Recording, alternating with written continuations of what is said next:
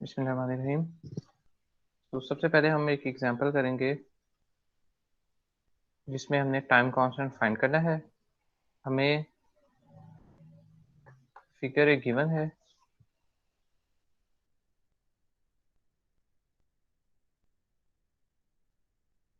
इसमें एक RL circuit है। हमारे पास 12 वोल्ट का एक डीसी सोर्स है, 30 मिली हेनरी का इंडक्टर है हमारे पास, और 6 ओहम का कैपेसिटर है।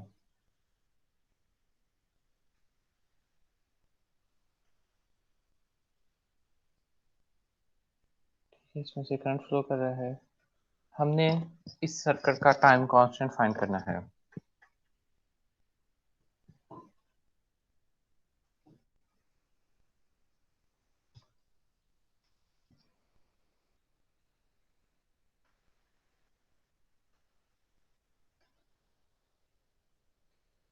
सो टाइम कांस्टेंट और जो है, लास्ट टाइम हमने उसका एक फार्मूला देखा था, याद है किसी को?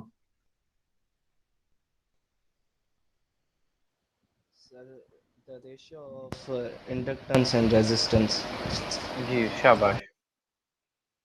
एल ओवर आर, ठीक है, इंडक्टेंस की वैल्यू और आर की वैल्यू, इसको डिवाइड कर दें तो हमारे पास टाइम कांस्टेंट आ जाएगा। यानी ये अगर करंट का ग्राफ है तो 63% पे कब वैल्यू पहुंचती है, कितने टाइम में वैल्यू पहुंचती है, वो हमारे पास टाइम कांस्टेंट है। यहाँ से लेके रीजन से लेके 63 तक पहुंचने में कितना टाइम लगता है, तो इस तरफ वाली यहाँ से लेके यहाँ तक वैल्यू ये टाइम कांस्टेंट होगा। ठीक है,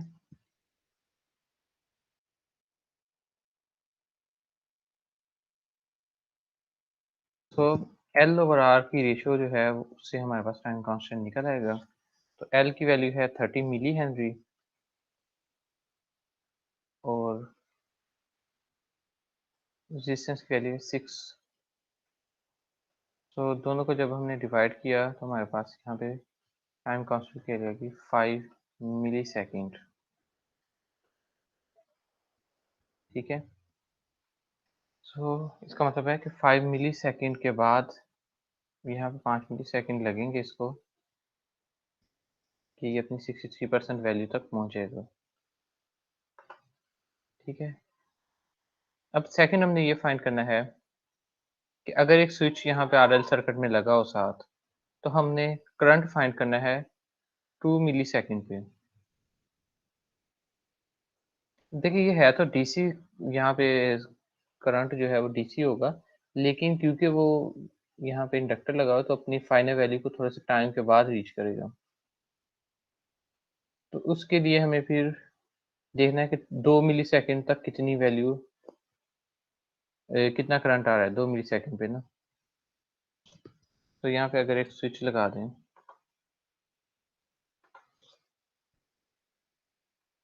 यहाँ पे एक स्विच लगा है जो कि क्लोज हुआ है t इज इक्वल टू 0 पे, इसका मतलब है कि इनिशियल करंट इस सर्किट में कोई नहीं है। जैसे ही स्विच क्लोज होगा, यहाँ पे था स्विच पहले ओपन था, फिर हमने इसको क्लोज कर दिया t0 पे। t0 का मतलब ये होता है कि इसमें इनिशियल कंडीशन कोई नहीं है। ठीक है जी, सो अब हमने फाइंड आउट क्या करना है, find current at t is equal to 2 millisecond. तो लास्ट टाइम हमने देखा था कि जो करंट का फार्मूला हमने कैलकुलेट किया है वो था, वही फार्मूला यूज होगा v over r into 1 minus e raise power minus T over tau. यही फार्मूला था ना लास्ट टाइम आरएल सर्किट के करंट का।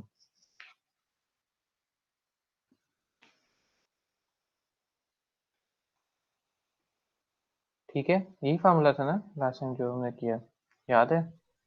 Yes sir. ठीक है, तो यहाँ पे 12 वोल्ट है, रेजिस्टेंस की वैल्यू 6 ओहम है, 1 minus e raise power minus T जो है 2 मिली सेकेंड हमें गिवन है। ठीक है, सो 2 लिख देते हैं यहाँ पे। और टाइम कांस्टेंट कहाँ से आएगा, यही टाइम कांस्टेंट जो हमने प्रीवियसली कैलकुलेट किया है वो यहाँ भी यूज होगा 2/5। तो यहाँ पे हमारे पास आ गया 2 into 1 minus e raise power minus 0.4। तो ये कैलकुलेटर से आप ई रेज पावर फाइंड कर सकते हैं। हमारे पास यहाँ पे आंसर आ जाएगा।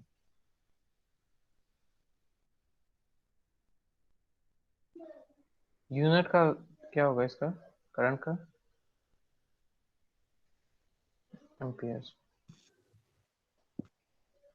ठीक है जी। तो ये हमने physics for scientist and engineers की एग्जाम्पल नंबर 32.3 सॉल्व की। उसके बाद हम देखते हैं कि जो एनर्जी है वो किस फाइंड आउट करते हैं। हमारे पास जो पावर फाइंड करने का फार्मूला है P is equal to V I होता है, यानी वोल्टेज और करंट को मल्टीप्लाई करते हैं। तो इंडक्टर में वोल्टेज का फार्मूला क्या होता है? L D I by D T into current, तो L I D I by D T. ठीक है, इसमें कोई इशू? सिंपल फार्मूला है ना। ये तो आ गया पावर का। तो अगर हमने एनर्जी स्टोर करनी हो, क्योंकि ये इंडक्टर है, इंडक्टर में एनर्जी स्टोर होती है, एनर्जी स्टोरिंग एलिमेंट है, सो इसमें एनर्जी फाइंड करने के लिए पावर की इंटीग्रेशन लेनी पड़ेगी। सो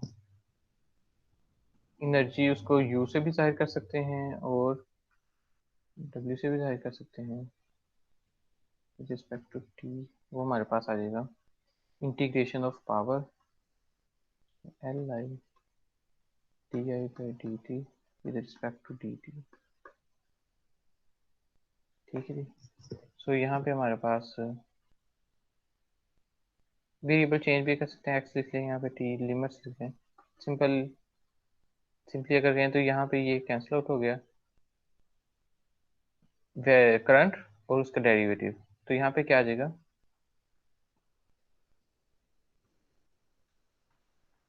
ऐसे ही करते हैं ना, अगर वेरिएबल हो और साथ उसका आगे डेरिवेटिव हो, तो पावर में इजाफा करेंगे, उससे डिवाइड करेंगे, हाफ एल आई स्क्वायर। तो इम्पोर्टेंट फार्मूला होता है, काफ़ी यूज होता है energy store in the inductor के लिए, हाफ एल आई स्क्वायर।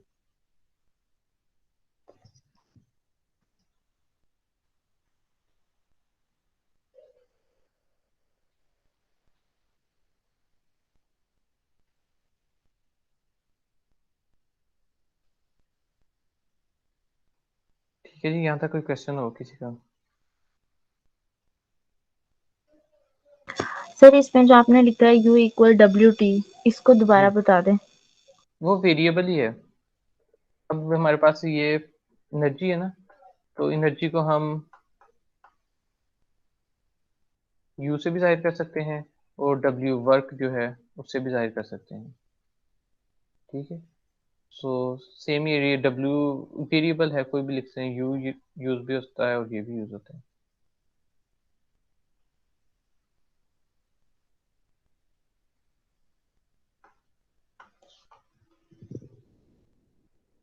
ठीक है, मुख्य मुख्य बुक्स में मुख्तलिफ वेरिएबल्स यूज होते हैं। ठीक है, चलिए अब हम एक और एग्जांपल करते हैं।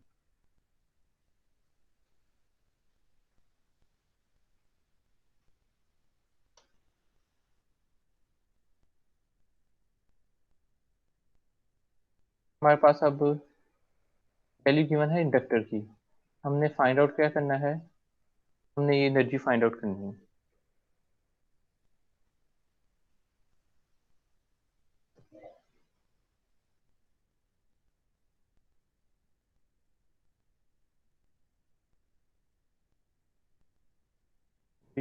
एग्जांपल ले लेते हैं बुक में से।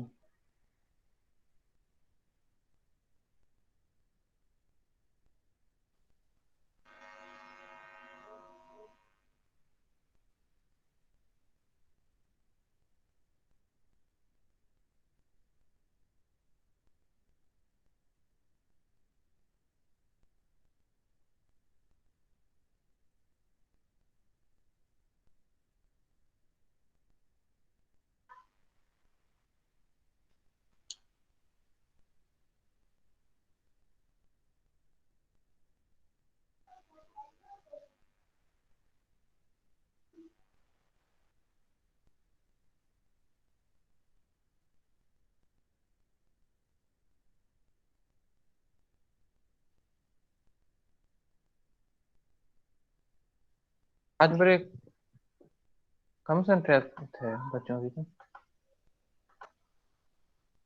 और एक एक करके आ रहे हैं, बड़ा लेट सब लोग। टाइम से आ जाया करें ना, जिस वक्त लिंक आए उस वक्त बार बार वो ऐड करना पड़ता है, तो डिस्टरबेंस होती है।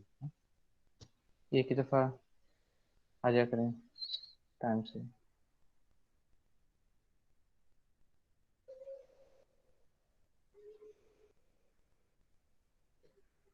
ठीक है, चलें एक मिल के एग्जाम्पल। हमारे पास करंट जो है वो गिवन है, current in a 2 milli henry inductor is,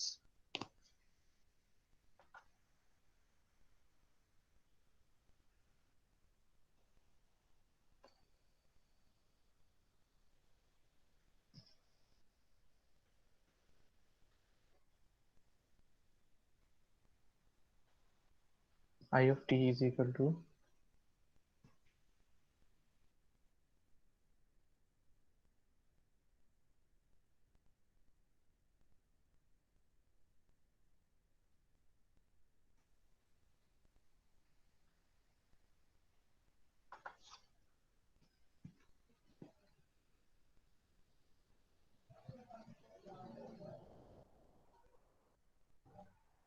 ठीक है। अब इसका मतलब क्या है, ये साइन क्यों आया है, किसी को पता है इसका, कि ये यहाँ पे टी क्यों लिखा है, कैपिटल आई क्यों नहीं लिखा, और ये साइन क्यों आया है?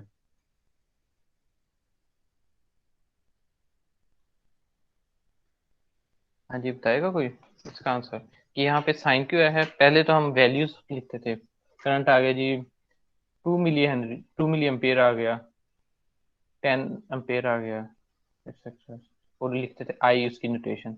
अब यहाँ पे हमने लिखा है आई ऑफ टी, यानी ये टाइम डिपेंडेंट है, और टाइम यहाँ पे इस टी की वेरिएबल, जैसे जैसे टाइम ज़्यादा कम होता जाएगा तो ये वैल्यू कम ज़्यादा होती जाएगी। साइनोसाइडल करंट है, तो साइनोसाइडल करंट कहाँ पे होता है? ये साइनोसाइडल इसको कहते हैं ना, इसका साइन वेव, ठीक है।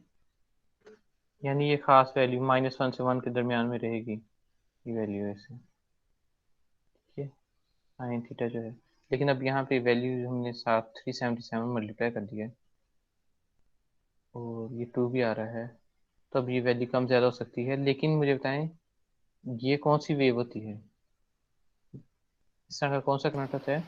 Sir alternative.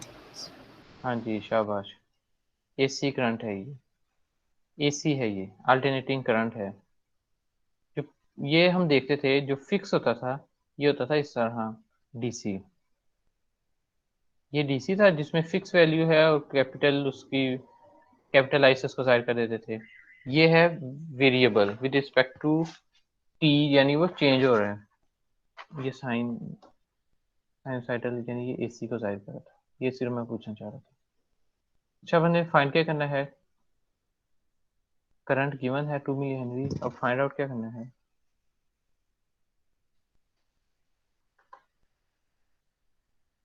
Determine the voltage across inductor and energy store in the inductor, voltage and energy. Voltage का फार्मूला याद है किसी को? V L will be equal to,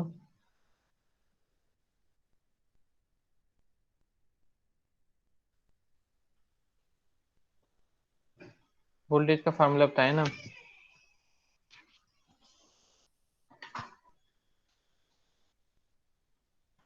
चले मैं ये आपको फार्मूले दोनों लिख देता हूँ, इसको आप लोगों ने सॉल्व करना है वो विद इन 5 मिनट्स, ठीक है। ये भी आप लोगों का टास्क है। V L is equal to L D I by D T, ये आपको बताना चाहिए था ना। एल की वैल्यू का क्या होगी यहाँ पे? Sir 2 milli henry. बिल्कुल जी, और ये इसका डेरिवेटिव आ जाएगा, ये फाइंड करेंगे तो वोल्टेज आ जाएगा। और एनर्जी स्टोर के लिए W of T will be equal to, यहाँ पे क्या आ जाएगा, हाफ एल आई स्क्वेयर, ठीक है। तो अगेन हाफ 1/2 इंटू 2 मिली इंटू करंट का इसका स्क्वायर हो जाएगा। तो ये दोनों फार्मूला यूज करते हुए वोल्टेज और एनर्जी की वैल्यू फाइंड आउट करें। तो मैं आप लोगों से 9:25 5 मिनट्स के बाद आप लोगों से दोबारा इनकी वैल्यूज पूछता हूँ, ठीक है? उतनी देर में आप लोग ये सॉल्व करें।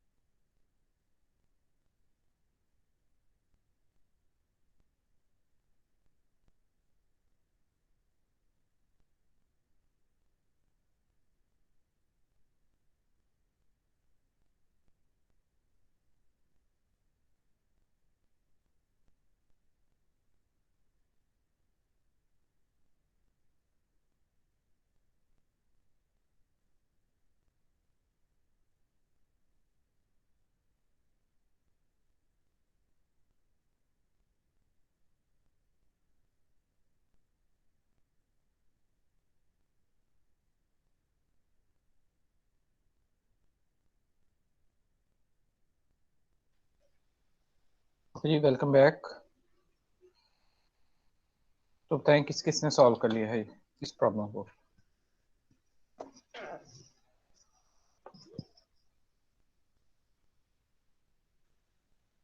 जी क्लास मौजूद है सब?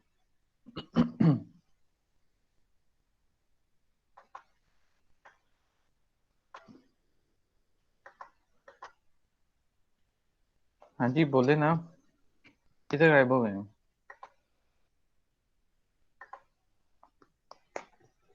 यस सर, किया तो है बताएं वोल्टेज कितना है? सर। 1.17 into 10⁻³ volt. चलिए ठीक है, मैं इसको बताता हूँ। ये देखें, हमारे पास इंडक्टर की वैल्यू थी 2 मिली हेनरी, तो will be equal to T लिखते हैं, ठीक, 2 × 10⁻³ into derivative of this current.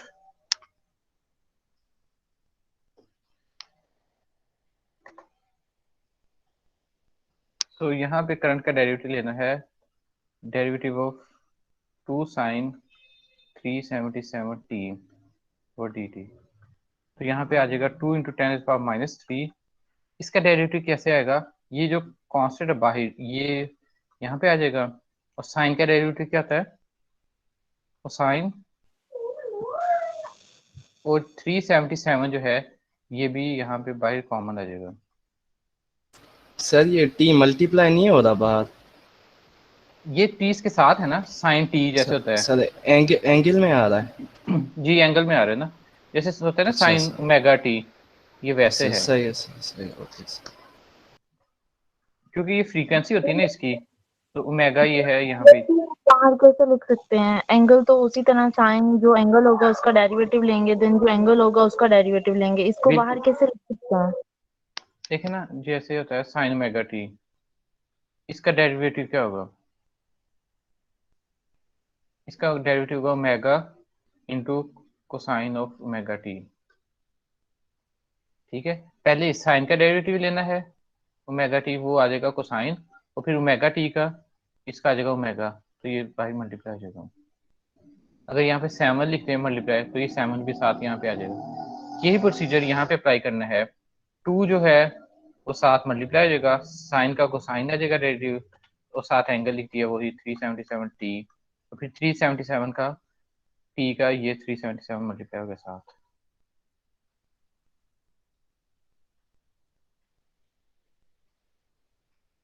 ठीक है, जी सर, आगे समझ। ओके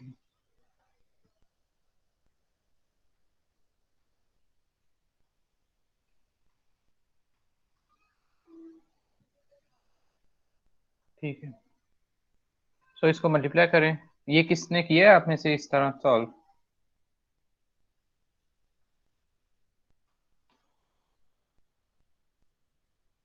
तो ये वैल्यू आ जाएगी 1.508 साइन ऑफ 377t। ठीक है, ये वोल्टेज की वैल्यू आ गई। अब यहाँ पे हमने हाफ एल आई स्केयर लिखना है, तो ये हमारे पास आ जाएगा हाफ एनर्जी के लिए हाफ इंटू इंडक्ट एल के लिए 2 मिली, और इसका करंट का यहाँ पे आ जाएगा 4 साइन स्केयर 377t। ठीक है, फिर हमारे पास बन जाएगा 0.004 साइन स्केयर। इसको सॉल्व करने की जरूरत नहीं है, 377t बस ये आ जाएगा। तो ये हमारे पास वोल्टेज और एनर्जी जो है वो हमारे पास कैलकुलेट हो गई यहाँ पे। इसमें किसी का कोई क्वेश्चन हो तो ठीक है, अदरवाइज हम फिर नेक्स्ट मूव करते हैं।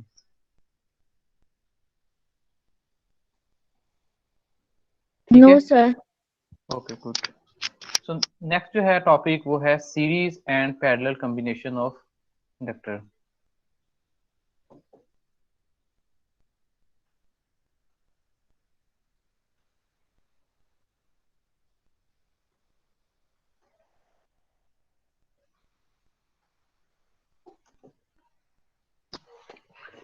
ओके, अगर हमारे पास एक वोल्टेज सोर्स है और यहाँ पे हमारे पास 3 इंडक्टर सीरीज में कनेक्टेड हैं।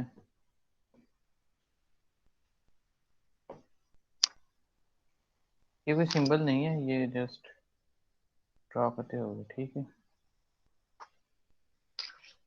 अब हमारे पास 3 इंडक्टर L1 L2 L3, ये वोल्टेज सोर्स है। यहाँ पे अगर हम करंट फाइंड करना चाहें तो किस तरह करेंगे। अब हमारे पास 3 वैल्यूज हैं, तो अगर हम लहदा यहाँ पे वोल्टेज इनके क्रॉस फाइंड करें, ठीक है, तो ये डिफिकल्ट हो जाएगा हमारे लिए। तो इसके लिए हम इसको अगर ऐसे बना लें, इक्विवेलेंट इंडक्टर बना लें एक, एल एस कह दें इसको, या एल ई कह दें, एल इक्विवेलेंट कह दें, या एल सम कह दें, तो वो हमारे पास किस तरह वैल्यू आती है। L S will be equal to L1 plus L2 plus L3। यानी जितनी इंडक्टर की वैल्यूज होती हैं सीरीज में, जैसे रेजिस्टेंस सीरीज में आपस में क्या हो जाती हैं, ऐड हो जाती हैं, इसी तरह इंडक्टर भी सीरीज में आपस में सिंपल जो है वो ऐड हो जाएंगी। जैसे ये ऐड होंगी तो हमारे पास एक वैल्यू आ जाएगी। हम फिर यहाँ पे फार्मूला लगा सकते हैं, v equal to L D I by D T. L यहाँ पे ऐसा आ जाएगा, तो इससे हम ये जो करंट की वैल्यू वो फाइंड आउट कर सकते हैं, ठीक है। इसमें कोई कंफ्यूजन, बहुत ही सिंपल ये चीज़ है।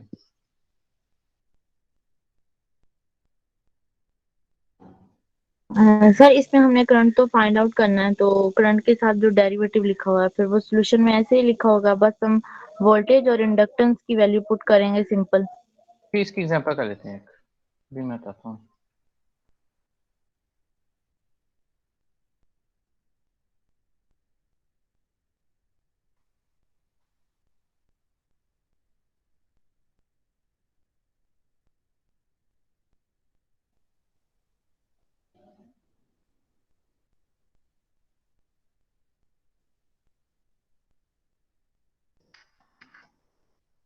यहाँ पे आप कह रहे हैं कि अगर करंट की वैल्यू फाइंड करनी हो तो फिर यहाँ पे कैसे करेंगे। जी सर। ठीक है, इसमें इंटीग्रेशन यहाँ पे लेनी पड़ेगी, ठीक है। तो यहाँ पे अगर तो ये हो उसमें टाइम डोमेन में, जैसे अभी हम हमारे पास था कि एसी सर्किट था, उसमें तो इजीली इंटीग्रेशन आ जाएगी बिकॉज टाइम होता है, ठीक है। और अगर डीसी है तो फिर उसमें हमें कुछ ना कुछ साथ यहाँ पे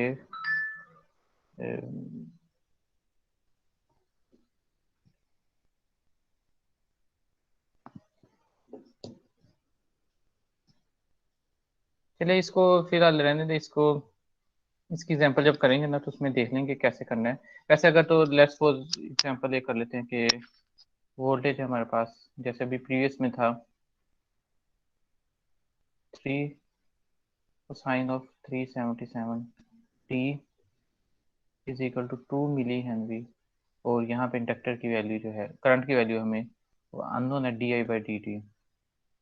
इस केस में तो बहुत ईजी है, इधर 2 डिवाइड किया, यहाँ पे 1.5 रह गया, cosine of 377 T D I by D T.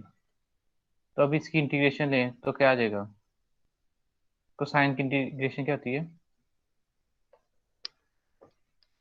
Sign और 377 से डिवाइड भी हो जाएगा, और ये हमारे पास करंट की वैल्यू होगी, ठीक है। जी सर। अच्छा, अब हमें एक गिवन है सर्किट, सीरीज इंडक्टिव सर्किट है जिसमें 3 इंडक्टर कनेक्टेड हैं in series. Find the equivalent inductors of the circuit shown below. तो 1 हेनरी है, 2 हेनरी है और 3 हेनरी है।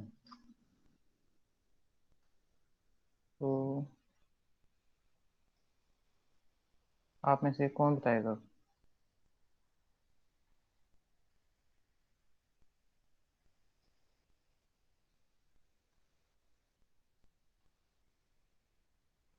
ये बताएं जी, 62 रोल नंबर, अहमद, आप बताएं। कितनी वैल्यू आएगी? इक्विवेलेंट इंडक्टेंस की वैल्यू कितनी आएगी?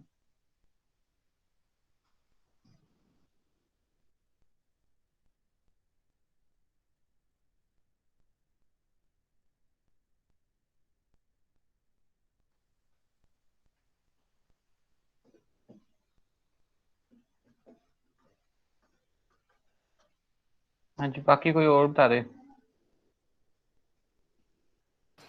6। ठीक है, 6 आएगी सर। हाँ जी, 1 + 2 + 3 6 हेनरी आ गया। ये तो था सीरीज में। अगर इंडक्टर्स जो हैं वो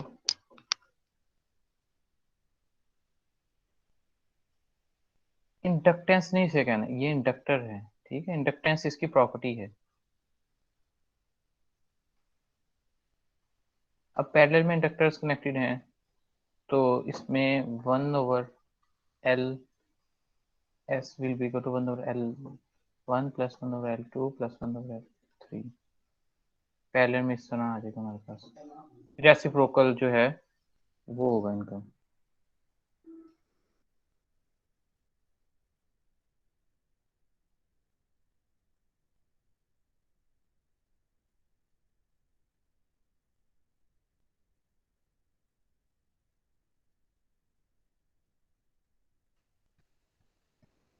ठीक है, अब यहाँ पे ये सेम वही वैल्यू ले लेते हैं या कोई और देख लेते हैं मतलब कुछ।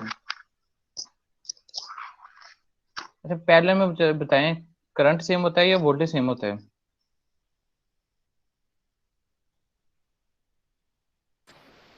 वोल्टेज। जी ठीक है।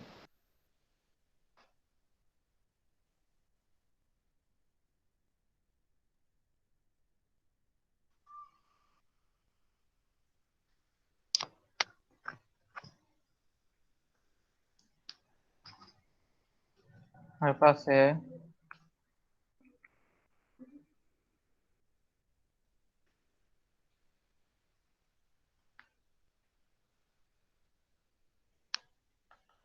12 6 और 4 ओम की 6 है।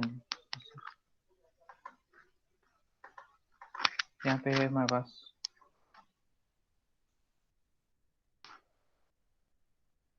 12 milli henry, 6 milli henry and 4 milli henry. ये तीन इंडक्टर्स आपस में पैरेलल में कनेक्टेड हैं। हमने इक्विवेलेंट इंडक्टर फाइंड आउट करना है। सो इक्विवेलेंट जो है 1/L वो बराबर होगा 1/12 + 1/6 + 1/4। ठीक है, तो इसका एलसीएम ले लें, 12 आ जाएगा।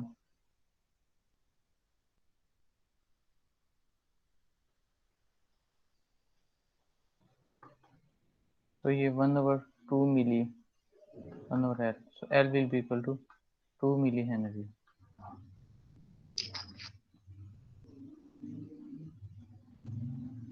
ठीक है,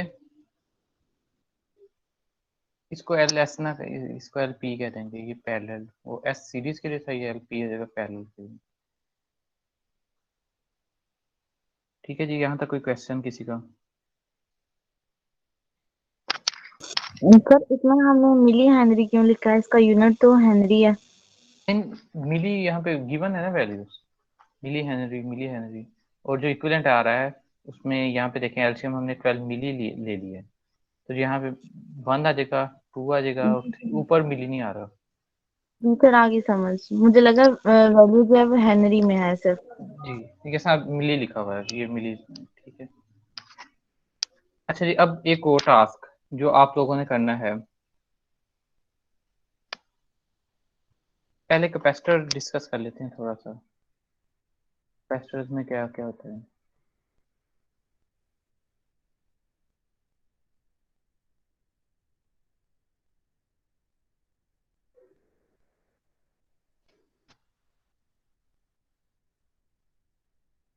कैपेसिटर जो है हमारे पास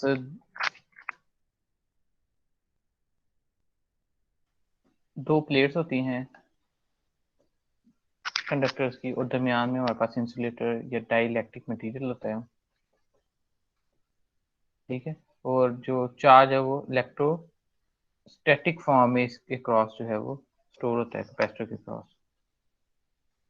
ठीक है, जो कैपेसिटर के क्रॉस चार्ज का फॉर्मूला है Q is equal to CV।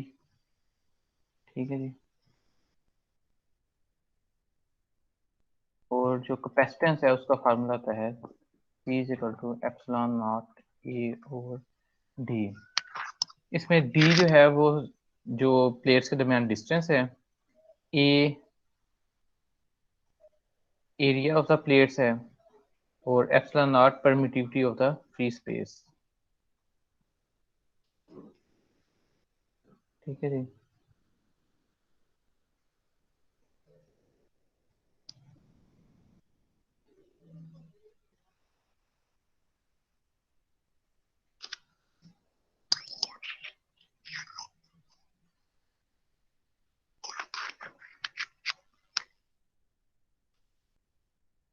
तो जो इस तरह इंडक्टर में हमारे पास करंट जो है उसको अपोज करता है, इंडक्टर चेंज इन करंट को, कैपेसिटर चेंज इन वोल्टेज को करता है अपोज, उसमें अपोजिशन प्रोवाइड करता है। I is equal to C D V over D T. ठीक है जी, ये इसका फार्मूला है, current in the capacitor will equal to C D V over D T.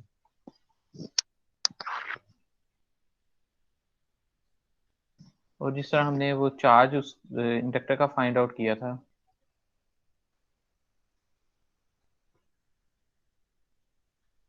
जो एनर्जी सॉरी, वो हमने कैसे फाइंड आउट की थी, P is equal to V I होता है। वी वोल्टेज यहाँ पे हमारे पास V है, और करंट का फार्मूला ये है C D V over D T. अब ये पावर है, एनर्जी फाइंड आउट करनी है तो इसकी इंटीग्रेशन ले लें, अगेन सी कॉमन आ जाएगा, और डेरिवेटिव और इंटीग्रेट साथ वेरिएबल और उसका डेरिवेटिव है, इंटीग्रेशन लेंगे तो पावर और उससे डिवाइड हो जाएगा, तो half C V square energy का फार्मूला आ गया। तो ये 3-4 इंपॉर्टेंट फार्मूलाज हैं कैपेसिटर के।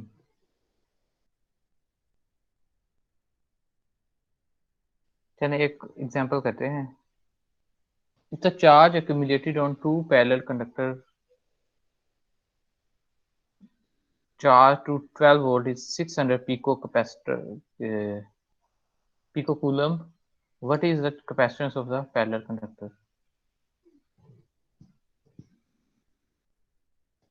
पहले इसका गिवन है, वोल्टेज 12 वोल्ट है,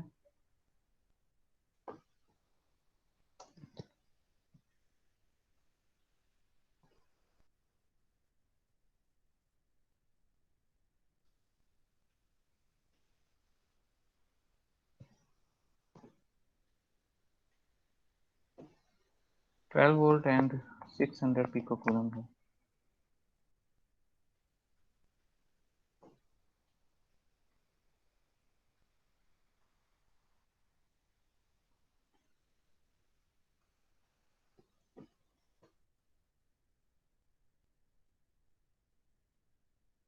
यहाँ पे एक ना देखें, ये सी और इस सी से आप लोगों ने कंफ्यूज नहीं होना, ये सी जो है ये कूलम है, और ये सी जो है कैपेसिटेंस है।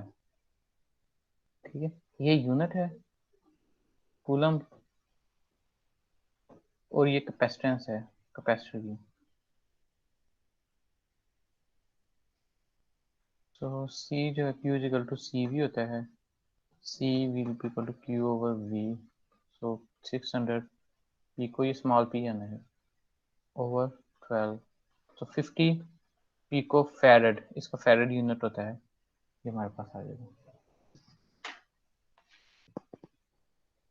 आपने अगर कभी फैन जो है उसका कैपेसिटर देखा हो तो उस पर लिखा था 3.5 या 2.5 माइक्रो एफ, तो होता है माइक्रो फैरड के कैपेसिटर। तो ये इसी तरह कैपेसिटर मुख्तलिफ जगह पे यूज होते हैं।